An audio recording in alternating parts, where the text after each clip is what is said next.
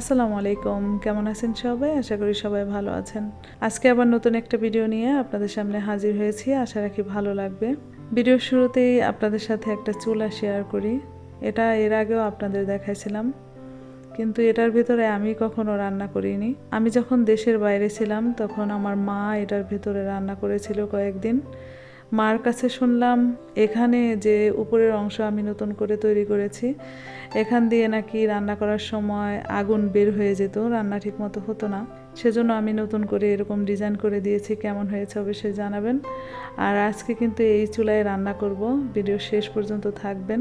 আসলে এই ধরনের কাজকর্ম যখন আমি করি, আমার কেন যেন ইচ্ছাই হয় না ভিডিও করতে।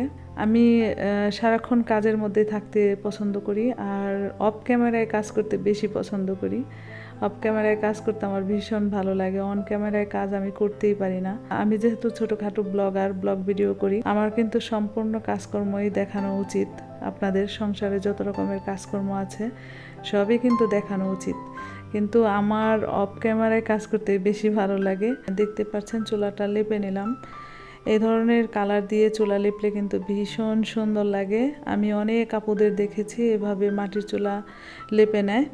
আর আমি সাধারণত মাটির চুলায় রান্না করতে পারি না। এখন প্রচণ্ড গরম, এই গরমে লাকড়ি দিয়ে রান্না বান্না করা খুবই কঠিন।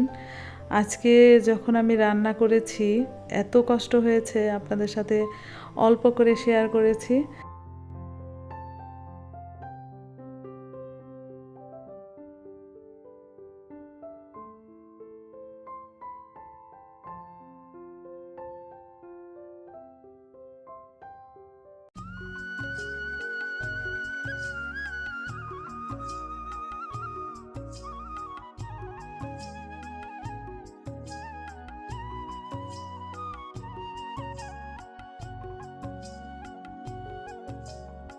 তো যাই হোক, চুলা লেপে আমি একটু বাগানে আসছি, বাগান থেকে কিছু সবজি তুলে নেব।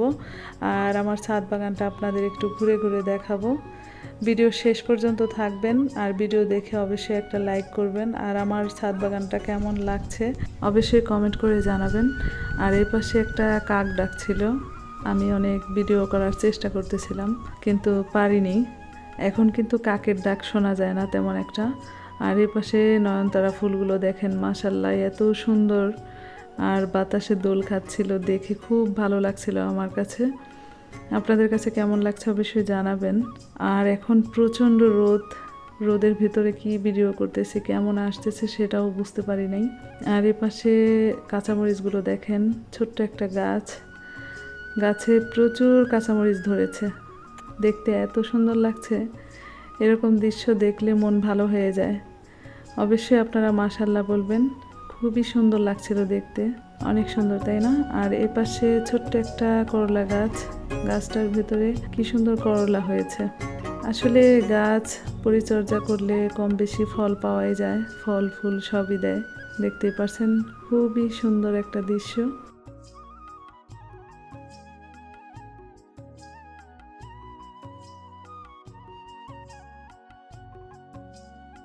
আর এই পাশে আমি অনেকগুলো কাঁচামরিচ গাছ রোপণ করেছি নতুন করে।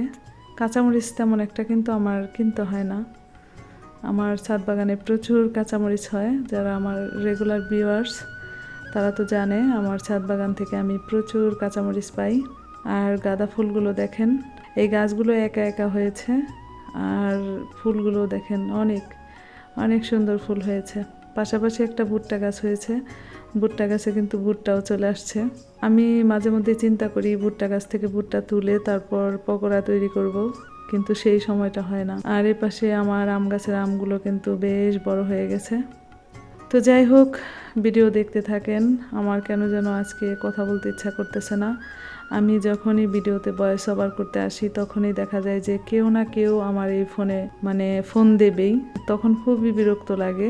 ভয়েস ওভার করার সময় যে একটা কথা বলার মুড নিয়ে বসি সেটা কিন্তু আর থাকে না, যখন তখন যে কেউ ফোন দিয়ে বসে। তো যাই হোক, অনেকবার ফোন আসছে এখান থেকে সেখান থেকে, এরপর আবার নতুন করে ভয়েস ওভার করতেছি। আর আমি যখন ভয়েস ওভার করতে বসি এত গরমের ভেতরেও কিন্তু আমি ফ্যানটা বন্ধ করে রাখি যেন কথাগুলো ক্লিয়ার আসে। তো যাই হোক, আপনারা ভিডিওটা দেখতে থাকেন।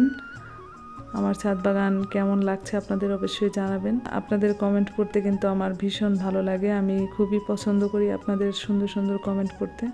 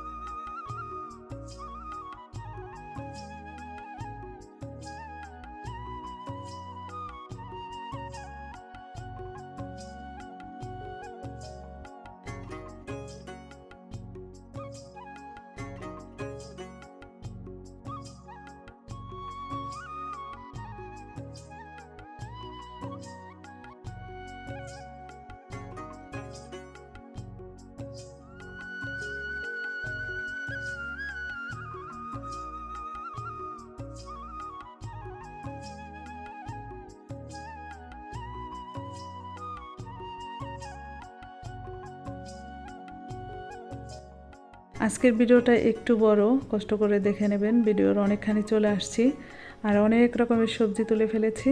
আর এই পাশে আছে বোম্বাই মরিচ, কে কে খেতে চান আমার বাসায় থেকে নিয়ে যাবেন। এগুলোর নাকি অনেক দাম, এগুলো 5 টাকা পিস একজনের কাছে শুনলাম। আমার কিন্তু তেমন একটা ভালো লাগে না, অনেকের এর গন্ধটা খুব ভালো লাগে। আমি তেমন একটা এই মরিচ খেতে পারি না, তবে গাছ ভর্তি মরিচ দেখতে ভালোই লাগে। দৃশ্যটা কিন্তু খুবই সুন্দর, গাছ ভর্তি একদম ধরে আছে, দেখতেই পারছেন। একদম হাত ভর্তি কাঁচামরিচ তুলছি, এই ব্যাপারটা আমার কাছে খুবই ভালো লেগেছে। বোম্বাই মরিচ গাছে কিন্তু প্রচুর কাঁচামরিচ হয়েছে।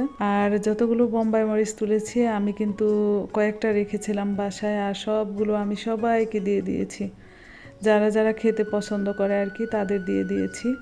আর সবজিগুলো দেখতেই পাচ্ছেন খুব কালারফুল, বিভিন্ন রঙের কাঁচামরিচ আছে, তারপর করলা, টমেটো, দেখতে খুবই ভালো লাগতেছে, তাই না? এরকম সবজি তুললে ভালোই লাগে।